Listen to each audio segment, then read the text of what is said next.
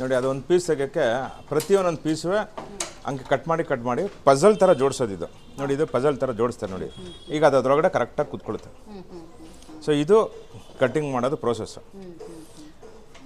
ಯಾವುದೇ ಬಣ್ಣ ಬಳಸಿಲ್ಲ ಮರದ ಚಕ್ಕೆ. ಹಾಂ, ಇದರಲ್ಲಿ ಇದು ಬಣ್ಣ ಪೇಂಟ್ ಅಂದರೆ ಇದು ನೋಡಿ, ಇದು ಸ್ಟೇನ್ ಆಗಿರೋದು. ಇದು ನೋಡಿ, ಇದು ಸ್ಟೇನ್ ಆಗಿರೋದು. ಇನ್ನು ಬಾಕಿ ಎಲ್ಲ ನ್ಯಾಚುರಲ್ ಕಲರು, ಹಳದಿ ಮತ್ತು ಆರೆಂಜ್ ಎಲ್ಲ ಪ್ರತಿಯೊಂದೊಂದು ಪೀಸು ಅದೇ ಥರ ಜೋಡಿಸಿರೋದು ನೋಡಿ. ಇದು ಇಲ್ಲಿ ನೋಡಿ, ಒಂದು ಸಪ್ರೇಟ್ ಪೀಸ್ ಇದು ಎಲ್ಲ ಪಜಲ್ ಥರ ಜೋಡಿಸಿರೋದು ನೋಡಿ. ಇದೆಲ್ಲ ಸಪ್ರೇಟ್ ಇದೆ ನೋಡಿ, ಎಲ್ಲ ಪೀಸಸ್ ಜೋಡಿಸಿರೋದು. ಹೌದು, ಎಲ್ಲವೂ ಪ್ರತಿಯೊಂದು ಬೇರೆ ಬೇರೆ ಪೀಸ್ಗಳು. ಇದರಲ್ಲಿ ನೋಡಿ ಮರದ್ದು ಒಂದಷ್ಟು ಇಲ್ಲಿ ಕಟ್ಟಿಂಗ್ ಮಾಡೋ ಪ್ರೋಸೆಸ್ ಮಾಡ್ತಾಯಿದ್ರೆ ಈ ವಿನಯ್, ಇವ್ರ ಹೆಸರು ವಿನಯ್ ಅಂತ. ಸುಮಾರು ಒಂದು 30 ವರ್ಷ ಎಕ್ಸ್ಪೀರಿಯೆನ್ಸ್ ಅವ್ರಿಗೆ. ಸೊ 30 ವರ್ಷದಿಂದ ಇದೇ ಕಲೆಯಲ್ಲಿ ನಿರತರಾಗಿದ್ದಾರೆ.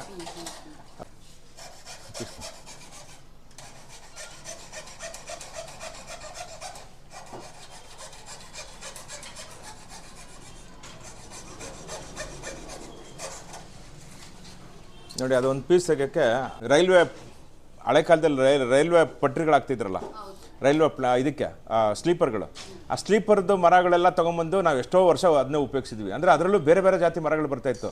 ಮತ್ತಿ, teak wood, rose wood, ebony ಮತ್ತು ಪೊಡಕ್, ಅವೆಲ್ಲನೂ ಸ್ಲೀಪರ್ಗಳಿತ್ತು. ಅದು ಸುಮಾರು ಒಂದು 10 ವರ್ಷಕ್ಕಿಂತ 15 ವರ್ಷಕ್ಕಿಂತ ಜಾಸ್ತಿ ಪೂರ್ತಿ ನಮ್ಮ ಮೈಸೂರು ಎಲ್ಲ ಜನ ಆರ್ಟಿಸನ್ಸು ಉಪಯೋಗಿಸಿದ್ದಾರೆ. ಅಂದರೆ ಲೆಕ್ಕ ಹಾಕ್ಕೊಳ್ಳಿ, ಅದು ವೇಸ್ಟಾಗಿ ಸೋದೆಗೆ ಹೋಗ್ತಾಯಿತ್ತು, ಒಲೆ ಉರಿ ಹಾಕಿ ಬೂದಿ ಹಾಕ್ಬಿಡ್ತಾಯಿತ್ತು. ಅಂಥದ್ದು ನಾವು ಆರ್ಟ್ ಹಾಕ್ಬಿಟ್ಟು ಇವಾಗ ಈ ಆರ್ಟು ಯಾರ್ದೋ ಒಂದು ಮನೇಲಿದೆ.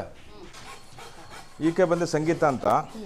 ಈ ಸಂಗೀತ ಬಂದು ಈ ಕೌಶಲ್ಯಾಭಿವೃದ್ಧಿ ಸಂಸ್ಥೆ ವತಿಯಿಂದ ತರಬೇತಿ ಕೊಟ್ಟಿದ್ರು.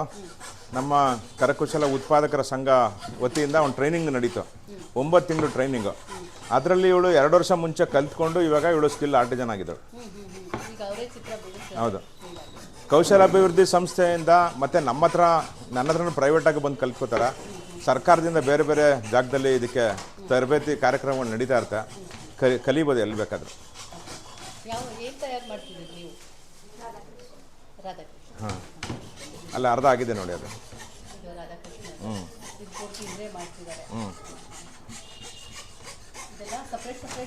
ಹೌದೌದು.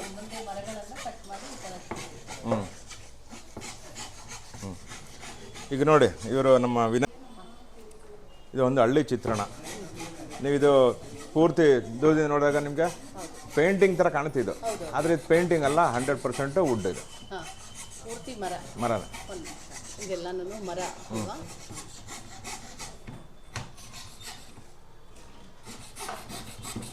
ಇದು ಫಿನಿಶ್ ಆದಮೇಲೆ ಇದ್ರ ಎಫೆಕ್ಟೇ ಬೇರೆ ಥರ ಬರುತ್ತೆ. ನೀವು ಫಿನಿಶ್ ಪ್ರಾಡಕ್ಟಲ್ಲಿ ನೋಡಿದಾಗ ಗೊತ್ತಾಗುತ್ತೆ. ಅದೇ ಥರದ ನೋಡಿ, ಇದು ಇನ್ನೊಂದು ಹಳ್ಳಿ ಚಿತ್ರಣ. ಇದು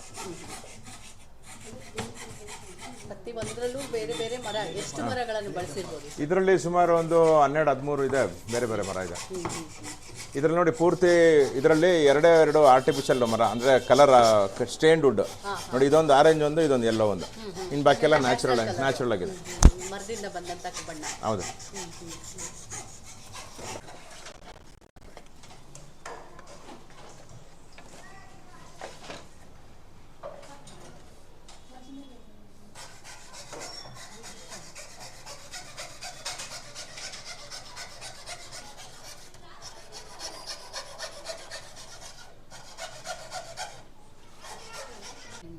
ಇದರಲ್ಲಿ ಖುಷಿ ಯಾಕೆ, ಇದು ಹಾಬಿ, ಅದಕ್ಕೆ ಖುಷಿ ಇದೆ. ಪ್ರೊಫೆಷ್ನಲಾಗಿ ತೊಗೊಳಕ್ಕೆ ಆಗಲ್ಲ ಅಂತ ಅದಕ್ಕೆ ನಾನು ಆಗಲೇ ಹೇಳಿದ್ದು.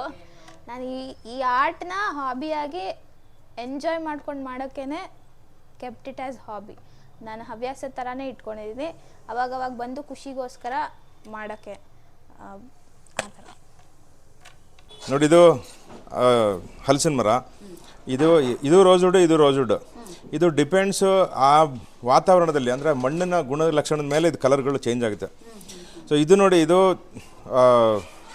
ಕುಶಾಲನಗರ ಪಿರಿಯಾಪಟ್ಟಣ ಕಡೆದು ಡಾರ್ಕ್ ರೋಸ್ ವುಡ್ ಬರುತ್ತೆ. ಏಕ್ದಮ್ ಡಾರ್ಕ್ ರೋಸ್ ವುಡ್ ಬರುತ್ತೆ. ಅದು ಒಂದು ಡಾರ್ಕ್ ರೋಸ್ ವುಡ್ ಚಕ್ಕೆ ಕೊಡಿ. ನೋಡಿ, ಇದು ಹುಬ್ಳಿ ಕಡೆದು. ಹುಬ್ಳಿ ಕಿರುವತ್ತಿ ಕಡೆಯಲ್ಲಿ ಹಿಂಗೆ ಡಾರ್ಕ್ ಬರುತ್ತೆ. ಈ ಕುಶಾಲನಗರ, ಹುಣಸೂರು, ಮಡಿಕೇರಿ ಅಲ್ಲಾದ್ರೆ ಈ ಥರ ಕಲರ್ ಬರುತ್ತೆ.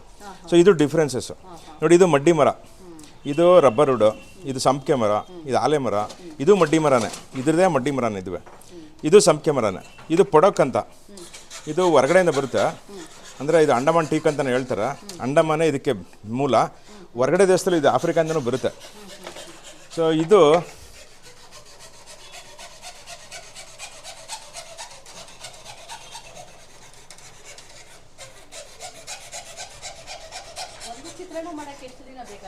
ಅದು ಸೈಜಸ್ ಮೇಲೆ ಮೇಡಮ್. ಇವಾಗ ಇದು ನೋಡಿ, ಇದೊಂದು ಆನೆ ಇದೆಯಲ್ಲ ಇಲ್ಲಿ, ಇದು ಆನೆ ಮಾಡೋಕ್ಕೆ ಸುಮಾರು ಒಂದು 14ರಿಂದ 15 ದಿವಸ ತೊಗೋತಾರೆ. ಸೊ ಇದೊಂದು ಬಾಲಾಜಿ ಮಾಡ್ತಾಯಿದ್ದಾರೆ ಈಗ, ಪಾದದಿಂದ ಶುರುವಾಗಿದೆ. ಇದು ಒಂದು 6ರಿಂದ 7 ದಿವಸ ಆಗುತ್ತೆ. ದೊಡ್ಡ ಸೈಜ್. ಹಾಂ, ಬರೀ ಕಟಿಂಗ್ ಕೆಲಸ ಮಾತ್ರ ಕಂಪ್ಲೀಟ್ ಆಗುತ್ತೆ. ಲಯನು ಮತ್ತು ಬೈಸನ್ನು ಇದೊಂದು 2 ಅಗೇನೆಸ್ಟ್ ಆರ್ಡ್ರ್ ಮೇಲೆ ಮಾಡಿರೋದು ಇದು.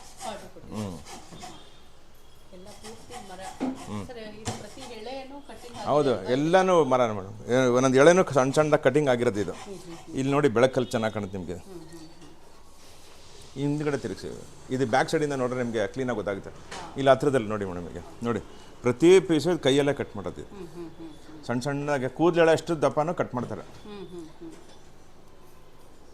ಅದೇ ಥರ ಅದರಲ್ಲೂ ನೋಡಿ, ಇದು ನೋಡೋಕ್ಕೆ ದೂರದಿಂದ ಕಪ್ಪು ಕಾಣುತ್ತೆ, ಮತ್ತು ಶ್ಯಾಡೋ ಎಫೆಕ್ಟು ನಿಮಗೆ ಸ್ಯಾಂಡಿಂಗ್ ಆದಮೇಲಿಂದ ಪೂರ್ತಿ ಅದ್ರ ಎಫೆಕ್ಟ್ ಹಂಗೆ ಚೆನ್ನಾಗಿ ಕಾಣುತ್ತೆ. ಅದು ಸ್ಕಿನ್ ಟೋನ್ಗಳು ಹೆಂಗಿದೆ ಕಲರು ಹಂಗೇ ಬರುತ್ತೆ ಅದು.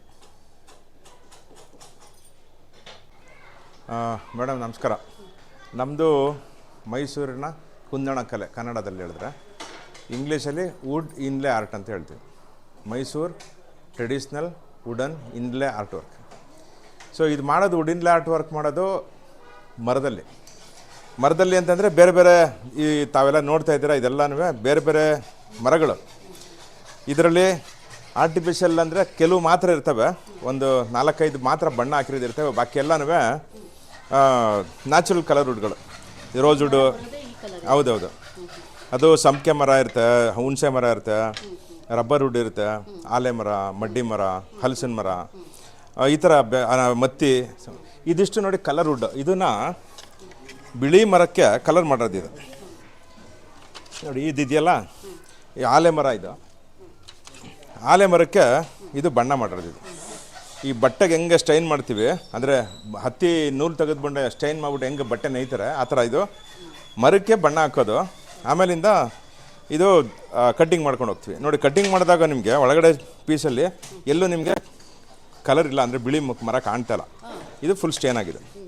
ಸೊ ಇದು ಯಾಕೆ ಮಾಡ್ತಾಯಿದ್ದೀವಿ ಅಂದರೆ ಇದು ಇತ್ತೀಚೆಗೆ ಈಗ ಒಂದು 10 ವರ್ಷದಿಂದ ಈಚೆಗೆ ಶುರುವಾಗಿರೋದು. ಇದಕ್ಕೆ ಮೊದಲು ಈ ಥರ ಇರಲಿಲ್ಲ, ಬರೀ ನ್ಯಾಚುರಲ್ಲೇ ಮಾಡ್ತಾಯಿದ್ವು. ಈಗ ಮರದ ಅಭಾವ ಕಾರಣದಿಂದ ಇದನ್ನು ಮಾಡ್ತಾಯಿದ್ದೀವಿ. ಇಲ್ಲಿ ಕಟ್ಟಿಂಗ್ ಮಾಡೋ ಪ್ರೋಸೆಸ್ಸು ಮಾಡ್ತಾಯಿದ್ರೆ ಈ ವಿನಯ್, ಇವ್ರ ಹೆಸರು ವಿನಯ್ ಅಂತ. ಸುಮಾರು ಒಂದು 30 ವರ್ಷ ಎಕ್ಸ್ಪೀರಿಯೆನ್ಸ್ ಅವ್ರಿಗೆ. ಸೊ 30 ವರ್ಷದಿಂದ ಇದೇ ಕಲಲ್ಲಿ ನಿರತರಾಗಿದ್ದಾರೆ. ಕಟ್ಟಿಂಗ್ ಮಾಡೋದು ಪ್ರೋಸೆಸ್ ನೋಡಿ ಮೇಡಮ್, ಅದು ಕೈಯಲ್ಲಿ ಹೆಂಗೆ ಕಟ್ ಮಾಡ್ತಾರೆ ಅಂತ.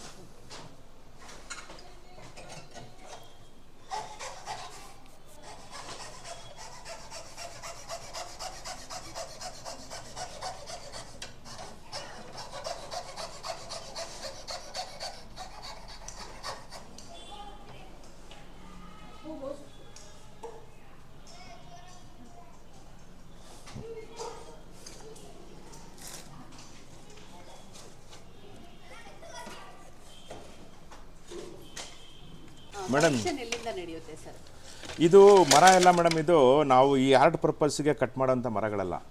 ಇದು ಸೌದೆ ಡಿಪೋಲಿ ಫ್ಯೂಲ್ ಪರ್ಪಸ್, ಅಂದರೆ ಒಲೆ ಉರಿ ಹಾಕೋಕ್ಕೆ ದೊಡ್ಡ ದೊಡ್ಡ ಫ್ಯಾಕ್ಟ್ರಿಗಳಿಗೆ ಬೈಲರ್ ಪರ್ಪಸ್ ಬರುತ್ತಲ್ಲ, ಆ ಮರಗಳಲ್ಲಿ ಈ ಹಲವಾರು ಜಾತಿ ಕಾಡು ಮರಗಳು ಬರ್ತವೆ.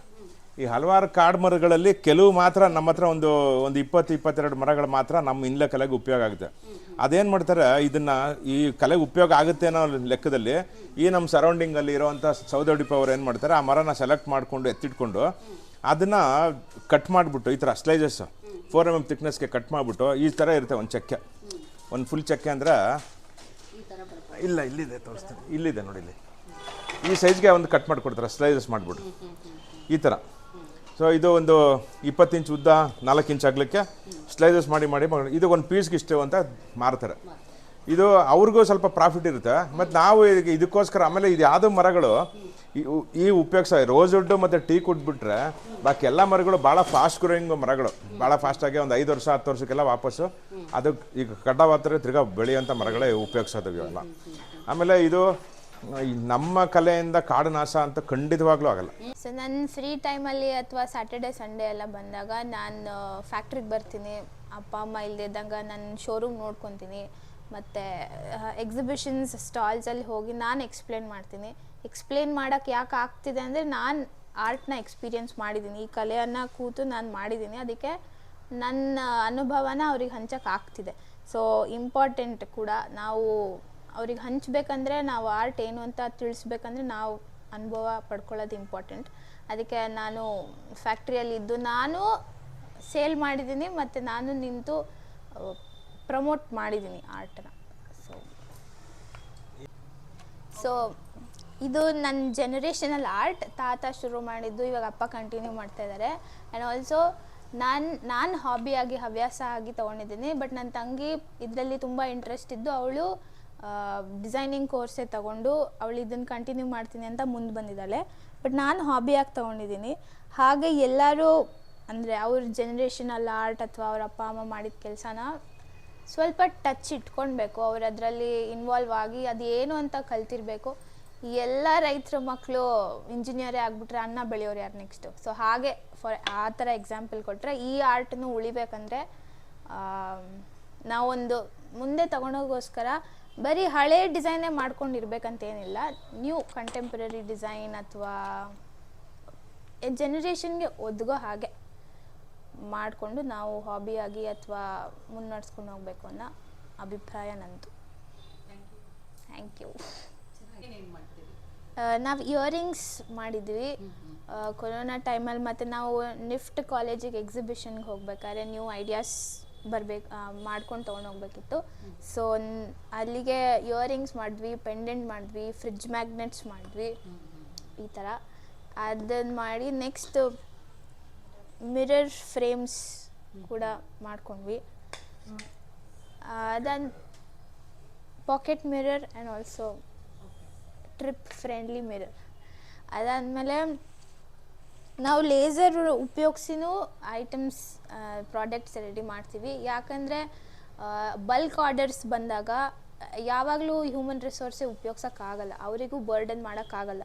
ಸೊ ಈ ಥರ ಸಿಂಪಲ್ ಡಿಸೈನ್ಸ್ ಮಾತ್ರ ಬಲ್ಕ್ ಆರ್ಡರ್ ಬಂದಾಗ ಲೈಕ್ 100, 200, ಮ್ಯಾಕ್ಸಿಮಮ್ 50 ಆರ್ಡರ್ಸ್ ಬಂದಾಗ ಈ ಥರ ಕಾರ್ಪೊರೇಟ್ ಗಿಫ್ಟಿಂಗ್ ಅಂತ ಆವಾಗಲೇ ಟ್ರೇ ತೋರಿಸಿದ್ರಲ್ವಾ ಸ್ಕೂಲ್. ಸೊ ಈ ಥರ ಥಿಂಗ್ಸ್ಗೆಲ್ಲ ನಾವು ಲೇಸರ್ ಮಷೀನ್ ಉಪಯೋಗಿಸಿ ಕಟ್ ಮಾಡ್ತೀವಿ. ನನ್ನ ಹೆಸರು ಹಂಸ. ನಾನು BSW ಮುಗಿಸಿದ್ದೀನಿ. ನನ್ನ ಫೈನಲ್ ಇಯರ್ BSW ಇವಾಗ ಮುಗಿದಿದೆ. ಸೊ ನಾನಿವಾಗ ಇಂಟರ್ನ್ಶಿಪ್ಗೆ ಹೋಗ್ತಿದ್ದೀನಿ. ಮೈಸೂರು ಯೂನಿವರ್ಸಿಟಿಯಲ್ಲಿ ಬ್ಯಾಚುಲರ್ಸ್ ಇನ್ ಸೋಷಿಯಲ್ ವರ್ಕ್ ಮಾಡಿದೆ, ಮುಗಿಸಿದ್ದೀನಿ. ನೀವೇನೇನು ಮಾಡ್ತೀರಿ ಮತ್ತೆ ನಿಮ್ಗೆ ಇದರಲ್ಲಿ ಆಸಕ್ತಿ ಇದೆಯಾ ಈ ಕೆಲಸ ಮಾಡೋದ್ರಲ್ಲಿ? ನಂಗೆ ಇಂಟ್ರೆಸ್ಟ್ ಇದೆ, ಬಟ್ ಹಾಬಿ ಆಗಿ ಇಂಟ್ರೆಸ್ಟ್ ಇದೆ. ಇದನ್ನು ಪ್ರೊಫೆಷ್ನಲ್ ಆಗಿ ತಗೋಬೇಕಂತ ಇಂಟ್ರೆಸ್ಟ್ ಇಲ್ಲ. ಆದರೆ ನಾನು ಫ್ರೀ ಟೈಮಲ್ಲಿ ಬಂದು ಫ್ರಿಡ್ಜ್ ಮ್ಯಾಗ್ನೆಟ್ಸ್ ಅಥವಾ ಪೆಂಡೆಂಟ್ಸ್, ಇಯರಿಂಗ್ಸ್ ಈ ಥರ ನಾನೇ ಮಾಡ್ರನ್ ಡಿಸೈನ್ ಆ ಥರ ಮಾಡಿ ನಾನೇ ಇನ್ವೆಂಟ್ ಮಾಡ್ಕೊಂಡಿದ್ದೆ. ಮತ್ತು ಬುಕ್ ಮಾರ್ಕ್ಸ್ ಐಡಿಯಾ ಬಂದಿತ್ತು, ಕಾರ್ಯರೂಪಕ್ಕೆ ತಂದಿದ್ದಪ್ಪ. ಸೊ ಅದು ನಾನು ಇಂಟ್ರೆಸ್ಟಲ್ಲಿ ಬಂದು ಮಾಡಿದಾಗ, ಇಲ್ಲಾಂದರೆ ಸಮ್ಟೈಮ್ಸ್ ನಾನೇ ಒಂದು ನ್ಯೂ ಡಿಸೈನ್ ಹುಡ್ಕೊಂಡು ಬಂದು ನಾನೇ ಕಟ್ಟಿಂಗ್ ಮಾಡ್ಕೊಂಡು ಫಿನಿಶ್ ಮಾಡ್ಕೊಂಡು ತೊಗೊಂಡು ಹೋಗ್ತೆ. ಎಕ್ಸಿಬಿಷನ್ಸ್ಗೆ ಹೋದಾಗ ಅದನ್ನು ನಾನು ಸೇಲ್ಗಿಟ್ಟು ಒಂದು ಅರ್ನಿಂಗ್ ಥರ ಐ ಎಂಜಾಯ್. ಆರ್ ನನ್ನ ಫ್ರೆಂಡ್ಸಿಗೆ ಗಿಫ್ಟ್ ಕೊಡ್ಬೇಕಾದ್ರೆ ಅಥವಾ ನನ್ನ ಕಾಲೇಜ್ ಟೀಚರ್ಸ್ಗೆ ಗಿಫ್ಟ್ ಕೊಡ್ಬೇಕಾದ್ರೆ ಅಥವಾ ಟೀಚರ್ಸಿಗೆ ಗಿಫ್ಟ್ ಕೊಡ್ಬೇಕಾದ್ರೆ ಬೇರೆ ಏನೋ ಕೊಡೋ ಬದಲು ನನ್ನ ಅವ್ರ ಥೀಮಲ್ಲಿ ಡಿಸೈನ್ ಮಾಡಿಬಿಟ್ಟು ನಾನೇ ಕಟ್ ಮಾಡಿ ನಾನೇ ಕೊಡ್ತೀನಿ ಅಂತ. ಎಷ್ಟು ವರ್ಷದಿಂದ ನೀವು ಮಾಡ್ತಾ ಇದ್ದೀರಿ? ನಾನು ಕಲ್ತಿದ್ದು ಕೊರೋನಾಕ್ಕಿಂತ ಮುಂಚೆ, ಬಟ್ ಇಂಪ್ಲಿಮೆಂಟ್ ಮಾಡಿದ್ದು ಕೊರೋನಾ ಟೈಮಲ್ಲಿ. ಆವಾಗ ತಾನೇ ಫ್ರೀ ಟೈಮ್ ಬಂದಿತ್ತು ಕೊರೋನಾ ಟೈಮಲ್ಲಿ. ಸೊ ಅದು ಪ್ರಾಕ್ಟೀಸ್ ಮಾಡೋಕ್ಕೆ ಮತ್ತು ಇನ್ವಾಲ್ವ್ ಆಗೋಕ್ಕೆ ಕೊರೋನಾ ಟೈಮ್ ತುಂಬ ಹೆಲ್ಪ್ಫುಲ್ ಆಯಿತು. ಆವಾಗ ಏನೇನು ಮಾಡ್ತಾ ಇದ್ದೀನಿ ಅಂತ ಹೇಳ್ಕೊಂಡು ಹೋಗ್ಬೇಕಲ್ವಾ. ಅಂದರೆ ಹೊಸದಾಗಿ ಇನೋವೇಷನ್ಗಳ ಜೊತೆಲಿ ನಾನು ಆಗಲೇ ದಸರಾ ಹೇಳಿದ್ದೆ. ಸೊ ಅದೇ ಥರ ಈಗ ನಾವೇನು ಮಾಡ್ತಾಯಿದ್ದೀವಿ, ಈಗ ಕೋಸ್ಟರ್ಸ್ಗಳು ಮಾಡ್ತಾಯಿದ್ದೀವಿ. ಈಗ ಇದು ಟೀ ಕೋಸ್ಟರ್ಗಳು ಮಾಡ್ತಾಯಿದ್ದೀವಿ. ಸೊ ಇದು ಟೂರಿಸ್ಟ್ ಬರೋಂಥವ್ರಿಗೆ ಭಾಳ ಖುಷಿಯಾಗಿದ್ದು ಮೈಸೂರು ಟ್ರೆಡಿಷ್ನಲ್ಲು ಆನೆಗಳು ಇದು ತೊಗೊಂಡೋಗ್ತೀವಿ. ಇದರಲ್ಲಿ ಫ್ರಿಡ್ಜ್ ಮ್ಯಾಗ್ನೆಟು ಮಾಡ್ತೀವಿ ಮತ್ತು ಕೋಸ್ಟರ್ಸು ಮಾಡ್ತೀವಿ. ಸೊ ಇದು ಭಾಳ ಜನಕ್ಕೆ ಇಷ್ಟ ಆಗೋದೇನೆಂದರೆ ಮೈಸೂರು ಅಂದರೆ ಆನೆ ಅಂದರೆ ಮೈಸೂರು ಅನ್ನೋ ಥರ ಇದೆ. ಸೊ ಹಂಗಾಗಿ ಕೋಸ್ಟರ್ಗಳನ್ನ ಭಾಳ ಖುಷಿಪಟ್ಟು ತೊಗೊಂಡೋಗ್ತಾರೆ. ಸೊ ಇದಕ್ಕೆ ಮೊದಲು ಈ ಚಿಕ್ಕ ಸೈಜೆಲ್ಲ ಮಾಡಿದ್ರೆ ನಮಗೆ ರೇಟ್ ವರ್ಕೌಟ್ ಆಗಲ್ಲ ಆ ಥರ ಒಂದು ಅಭಿಪ್ರಾಯ ಇತ್ತು. ಈಗ ನಮ್ದು ಆ ಥರ ಇಲ್ಲ. ಇದೊಂದು 15 ವರ್ಷದಿಂದ ನಾವು ಮಾಡ್ತಿದ್ವಿ. ಇವತ್ತು ತನಕನೂ ಚೆನ್ನಾಗೇ ನಮಗೆ ಆಗ್ತಾಯಿದೆ. ಜೊತೆಲಿ ಈ ಮಿರರು ತೋರಿಸ್ತಾರಲ್ಲ, ಇದು ಪ್ಯಾಕೆಟ್ ಮಿರರ್. ಇದಕ್ಕೆ ಬ್ಯಾಕ್ ಸೈಡಲ್ಲಿ ಇದಕ್ಕೂ ಆರ್ಡ್ರ್ ಮೇಲೆ ಇದು ಪ್ಲೈನ್ ಮಾಡಿದ್ದು. ಇದಕ್ಕೆ ಇನ್ಲೇ ವರ್ಕು ಮಾಡ್ತೀವಿ. ಇದಕ್ಕೆ ಬ್ಯಾಕ್ ಸೈಡ್ ಇನ್ಲೇ ವರ್ಕ್ ಇರೋವಂಥದ್ದು ಇದೇ ಮಾಡ್ತೀವಿ. ಇದು ಹ್ಯಾಂಡ್ ಮಿರರ್ಸು, ಲೇಡೀಸ್ಗೆ ಪರ್ಸಲ್ಲಿ ಇಟ್ಕೊಳ್ಳೋಕ್ಕೆ ಭಾಳ ಅನುಕೂಲವಾಗಿ. ಮತ್ತು ಅವ್ರಿಗೆ ಹೆಸರು ಬೇಕಂದರೆ ಹೆಸರು ಹಾಕ್ಬೋದು. ಇಲ್ಲೇ ಹೆಸರು ಹಾಕಿ ಇನ್ಲೇ ಮಾಡಿ ಕೊಡ್ಬೋದು. ಮದುವೆ ಗಿಫ್ಟ್ಗೆ, ರಿಟರ್ನ್ ಗಿಫ್ಟ್ಗೆ, ಆ ಥರದ್ದೆಲ್ಲ ಇದು ಚೆನ್ನಾಗಿರುತ್ತೆ. ಈ ಥರದಲ್ಲಿ ಬೇರೆ ಬೇರೆ ಶೇಪು, ಬೇರೆ ಬೇರೆ ಸೈಜು ಎಲ್ಲನೂ ಮಾಡ್ತೀವಿ. ಇದಲ್ಲದೆ ಎನಿಥಿಂಗ್ ಅವ್ರಿಗೆ ಯಾವ್ದಾರ ಒಂದು ಕಸ್ಟಮೈಸ್ ಆಗಿ ಯಾವ್ದಾರ ಒಂದು ಆರ್ಡ್ರು ಬೇಕು ಅಂತಂದರೆ, ಅಂದರೆ ಯಾವುದೋ ಒಂದು ಡಿಸೈನ್ ಈಗ ಒಬ್ಬ ವ್ಯಕ್ತಿ ಚಿತ್ರ ಅಂದರೆ ಭಾವಚಿತ್ರನೇ ನಾವು ವುಡ್ಡಲ್ಲಿ ಮಾಡಿಕೊಡ್ತೀವಿ. ಆ ಥರದ್ದು ಸುಮಾರಿದೆ. ಅದು ನಿಮಗೆ ಫೋಟೋಸ್ ಕಳಿಸ್ಕೊಡ್ತೀನಿ. ಒಂದು 25 ವರ್ಷದಿಂದ ಕೆಲಸ ಮಾಡ್ತಾರೆ. ನಮ್ಮ ಹತ್ರ ಬಂದೆ ಒಂದು 10 ವರ್ಷ ಆಯಿತು. ಸುನಂದಮ್ಮ 8 ವರ್ಷ ಆಯಿತು ಸುನಂದಮ್ಮ ಬಂದು. ಸೊ 8 ವರ್ಷದಿಂದ ಸುನಂದಮ್ಮ ನಮ್ಮ ಹತ್ರ ಮಾಡ್ತಾರೆ. ಸೊ ಅವರು ಈಗ ರಾಧಾಕೃಷ್ಣನೇ ಮಾಡ್ತಾಯಿದ್ದಾರೆ.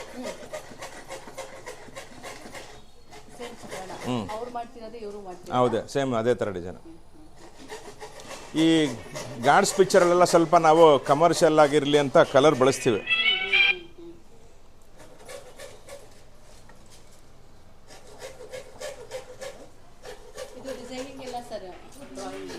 ಅದು ತೋರಿಸ್ತೀನಿ ಬನ್ನಿ.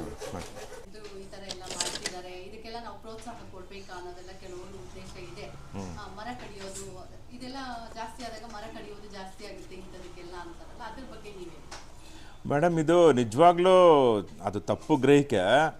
ಏನಕ್ಕೆ ಅಂದರೆ ಈ ಮರ ನಾವೇನು ಉಪಯೋಗಿಸ್ತಾ ಇದ್ದೀವಿ, ಮರಗಳೆಲ್ಲ ನಿಮ್ಗೆ ಆಗಲೇ ಹೇಳ್ದಂಗೆ ಇದು ಫ್ಯೂಯಲ್ ಪರ್ಪಸ್ಸು. ಅಂದರೆ ಸೌದೆ ಡಿಪೋವಲ್ಲಿ ಬಾಯ್ಲರ್ ಪರ್ಪಸ್ ಅಥವಾ ಬೇರೆ ಬೇರೆ ಕಾರಣಗಳಿಗೆ ಸೌದೆ ಡಿಪೋ ಬರೋವಂಥ ಮರಗಳು ಮಾತ್ರ ನಾವು ಉಪಯೋಗಿಸಿದ್ದೀವಿ.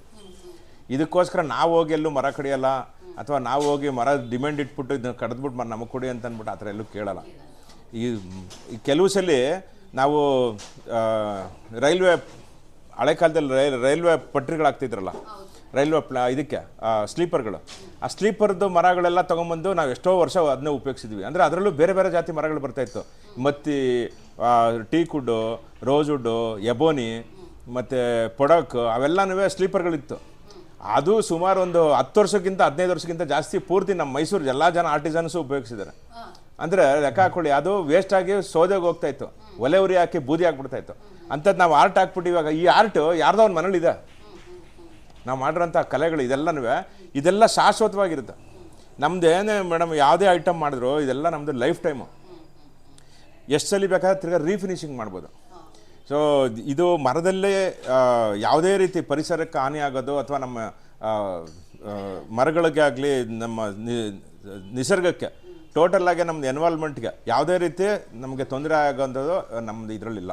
ಇದರಲ್ಲಿ ಇವತ್ತು ಈಗ ಪ್ರೆಸೆಂಟಾಗಿ ಏನಂದರೆ ಈ ರೋಸ್ ವುಡ್ ಇದೆಯಲ್ಲ, ಈ ಬೀಟೆ ಮರ ಮಾತ್ರ ಇದು ಸುಮಾರು ಒಂದು ಮರ ಒಂದು ಅಳತೆ ಕಟಾವು ಬರೋದು ಇದು 60ರಿಂದ 80 ವರ್ಷ ತನಕ ಆಗುತ್ತೆ. ಸೊ ಈ ಮರಗಳು ಅಷ್ಟೇ. ಇವಾಗ ಇದು ಯಾವುದೋ ಕಾಡಲ್ಲಿ ಮರ ಕಡಿತಾ ಇಲ್ಲ. ಇದು ಈ ರೋಸ್ ವುಡ್ಡಲ್ಲಿ ಕಾಡಲ್ಲಿ ಫಾರೆಸ್ಟ್ ಡಿಪಾರ್ಟ್ಮೆಂಟ್ ಅವರು ಯಾವುದೋ ಮರ ಕಡಿದ. ಆಮೇಲೆ ನಿಮ್ಗೆ ಇದು ಹೇಳಿದ್ನಲ್ಲ, ಸೌದೆ ಡಿಪೋ ಮರ ಬರುತ್ತೆ. ಸೌದೆ ಡಿಪೋ ಮರ ಬರೋದು ಫಾರೆಸ್ಟ್ ಡಿಪಾರ್ಟ್ಮೆಂಟಿಂದನೇ ಬರೋದು ಲೀಗಲ್ಲಾಗಿ. ಯಾವುದೋ ಒಬ್ಬ ರೈತರ ಹತ್ರ ಹೋಗ್ಬಿಟ್ಟು ಮರ ಕಡಿಯೋಂಥದ್ದು ಯಾವುದೂ ಇಲ್ಲ. ಎಲ್ಲ ಲೀಗಲ್ಲಾಗಿ ಮರಗಳನ್ನ ಫಾರೆಸ್ಟ್ ಡಿಪಾರ್ಟ್ಮೆಂಟ್ ಅವರು ಹರಾಜು ಹಾಕ್ತಾರೆ, ಅಲ್ಲಿ ತೊಗೊಂಡು ಬರೋರು ಮಾತ್ರನೇ ಮರಗಳು ತೊಗೊಂಬರೋದು. ಸೊ ಇದು ಅಷ್ಟೇ. ಈ ರೋಸ್ ವುಡ್ ಇದೆಯಲ್ಲ, ಈ ರೋಸ್ ವುಡ್ ಇವಾಗ ಯಾವುದೇ ಫಾರೆಸ್ಟ್ ಒಳಗಡೆ ರಿಸರ್ವ್ ಫಾರೆಸ್ಟು ಗೌರ್ಮೆಂಟ್ದು ಯಾವುದೇ ಅರಣ್ಯ ಪ್ರದೇಶದಲ್ಲಿ ಯಾವುದೇ ಮರನೂ ಇವಾಗ ಕಟ್ಟಿಂಗ್ ಆಗ್ತಾಯಿಲ್ಲ. ಈಗ ಎಲ್ಲ ಮರಗಳು ಬರ್ತಾ ಇರೋದು ಸೌದೆ ಡಿಪೋ ಅವರು ಬರ್ತಾ ಇರೋದು ಮರನೂ ಫಾರೆಸ್ಟ್ ಡಿಪಾರ್ಟ್ಮೆಂಟ್ ಅವರು ಹರಾಜು ಹಾಕಿದ್ರು ಅದೆಲ್ಲ ಬರೋದು ಎಸ್ಟೇಟ್ ಮರಗಳು. ಅಂದರೆ ಈ ಟೀ ಎಸ್ಟೇಟು, ಕಾಫಿ ಎಸ್ಟೇಟ್ಗಳಲ್ಲಿ ಮರಗಳು ಬೆಳೀತಾರಲ್ವ, ಅವರು ಅವಾಗವಾಗ ಮರ ಸೌರ್ತಾ ಇರ್ತಾರೆ. ಆ ಸೌರಂಥ ಮರಗಳನ್ನೇ ಇದು ಈಗ ರಬ್ಬರ್ ಪ್ಲಾಂಟಲ್ಲಿ ನೋಡಿ ಈ ಸಿಲ್ವರ್ ಮರ ಹಾಕ್ತಾರೆ. ಈ ಸಿಲ್ವರ್ ಬಳ್ಳಿ ಮೇಲೇ ನಿಮಗೆ ಇದು ಈ ಸಿಲ್ವರ್ ಬಳ್ಳಿ ಮೇಲೇ ಮೆಣಸು ಬೆಳೆಯೋದು. ಈ ಮೆಣಸ್ಕಾಳು ಹಬ್ಬಕ್ಕೆ ಸಿಲ್ವರ್ ಮರ ಬೇಕು. ಇದು ಪ್ರತಿ 6 ವರ್ಷದಿಂದ 8 ವರ್ಷಕ್ಕೆ ಕಟ್ ಮಾಡ್ತಾರೆ ಮರ. ಸೊ ಒಂದ್ಸಲಿ ಕಟ್ ಮಾಡಿದ್ರೆ ಅದು ಒಂದು ಲಾರಿ ಲೋಡ್ ತೊಗೊಂಬಂದ್ಬಿಟ್ರೆ ಮೈಸೂರಲ್ಲಿ ಅದಕ್ಕೆ 4-5 ವರ್ಷ ಉಪಯೋಗಿಸ್ತಾರೆ. ಎಲ್ಲ ಆರ್ಟಿಸನ್ಸು ಸೇರಿದ್ರು ಮೈಸೂರಲ್ಲಿ 1000 ಜನ ಆರ್ಟಿಸನ್ ಸೇರಿದ್ರು ಅಷ್ಟು ಖಾಲಿ ಮಾಡೋಕ್ಕಾಗಲ್ಲ. ಆದರೆ ನಾವು ಉಪಯೋಗಿಸೋದು ಬರೀ 1%. ಯಾವುದು ಮರ ಮುಟ್ಟು ನಾವು ಈ ಪರಿಸರದಲ್ಲಿ ಕಟಾವಾಗಿ ಬರುವಂಥದ್ದು ಮಾರ್ಕೆಟಲ್ಲಿ ಬರುತ್ತೆ ಅಂದರೆ ಫಾರೆಸ್ಟ್ ಡಿಪಾರ್ಟ್ಮೆಂಟ್ ಆಗೋದ್ರಲ್ಲಿ ಜಸ್ಟ್ ನಾಟ್ ಇವನ್ 1% ನಾವು ಉಪಯೋಗಿಸಲ್ಲ. ಹಾಂ, ಬರೀ ಇದು ಇಟ್ಕೊಂಡು ಹಂಗೆ ಹೇಳ್ಕೊಂಡು ಹೋಗ್ತೀವಿ. Okay sir. ಈ ಫೋಟೋದಲ್ಲಿರೋರು ನಮ್ಮ ಸೋದರತ್ತೆಯವರು, ನಮ್ಮ ತಂದೆಯವ್ರ ತಂಗಿ ಶ್ರೀಮತಿ ನಂಜಮ್ಮ ಅಂತ. ಇವರು ದ ಫಸ್ಟ್ ಲೇಡಿ ನಮ್ಮ ಇನ್ಲೇ ಕಲೆನ ಕಲ್ತಿದ್ದಂಥವ್ರು. ನಮ್ಮ ಮೈಸೂರಲ್ಲೇ ಮೊದಲನೇ ಲೇಡಿ ಕಲ್ತಂತವ್ರು ನಮ್ಮ ನಂಜಮ್ಮ ಅವರು, ಅಂದ್ರೆ ನಮ್ಮ ಸೋದರತ್ತೆಯವರು. ಅದ್ರದ್ದು ಇವರು ರಾಮ್ಸನ್ ಕಲಾ ಪ್ರತಿಷ್ಠಾನದವರು ಅವ್ರಿಗೆ ಒಂದು ಸಲ ಆನರ್ ಮಾಡಿದ್ರು ಇದು. ಸೊ ಅದ್ರದ್ದೇ ಅದು ಅವಾರ್ಡು. ಸೊ ಏನೇ ಅಂತಂದ್ರೆ ನಮ್ಮ ಸೋದರ ಮಾವ ಅವರು ತೀರೋಗ್ಬಿಟ್ರು, ಅಕಾಲಿಕ ಮರಣ ಆಗೋಯ್ತು. ಅವ್ರಿಗೆ ಮಕ್ಳಿರ್ಲಿಲ್ಲ. ಸೊ ಅವ್ರಿಗೆ ನಮ್ಮ ಅಣ್ಣನ ಆಶ್ರಯಕ್ಕೆ ಬರ್ತಾರೆ. ಅಣ್ಣ ಅವರು ಏನ್ ಮಾಡ್ತಾರೆ, ನಮ್ಮ ದೊಡ್ಡಪ್ಪ ಮತ್ತೆ ನಮ್ಮ ತಂದೆಯವರು ಸುಮ್ಮನೆ ಕುತ್ಕೊಳ್ಳೋದು ಬೇಡ, ಇವರು ಈ ಕಲೆನ ಕಲೀಲಿ ಅಂತ ಅಂದ್ಬಿಟ್ಟು ನಮ್ಮ ದೊಡ್ಡಪ್ಪ ಮತ್ತೆ ನಮ್ಮ ತಂದೆಯವ್ರಿಗೆ ಅವ್ರಿಗೆ ಇನ್ಸ್ಪೈರ್ ಮಾಡಿ ಇವ್ರು ಕಲಿಸ್ತಾರೆ. ಇವ್ರ ಅಂಡರಲ್ಲಿ ಸುಮಾರು ನಮ್ಮ ಅತ್ತೆಯವರ ಅಂಡರಲ್ಲಿ ಸುಮಾರು ಒಂದು 60-70 ಹೆಂಗಸರು ಕಲ್ತ್ಕೊಂಡ್ರು. ಅವತ್ತು ದಿವಸ ಯುವತಿಯರು ಯಾವಾಗ 77ನೇ ಇಸ್ವಿಲಿ ಇರ್ಬೇಕು. ಆವಾಗ ಒಂದು ಟ್ರೈನಿಂಗ್ ಸ್ಕೀಮ್ ಬಂತು ಗೌರ್ಮೆಂಟ್ ಆಫ್ ಇಂಡಿಯಾದಿಂದ. ಆಗ ನಮ್ಮ ಅತ್ತೆಯವರು ಅವ್ರಿಗೆ ಸುಮಾರು 3 ಬ್ಯಾಚಲ್ಲಿ ಕಲ್ಸ್ಕೊಟ್ಟಿದ್ದಾರೆ. 25 ಜನ ಹೆಣ್ಮಕ್ಳಿಗೆ ನಮ್ಮ ಅತ್ತೆಯವರು ಅವ್ರು ಟ್ರೈನಿಂಗ್ ಕೊಟ್ಟಿದ್ದಾರೆ.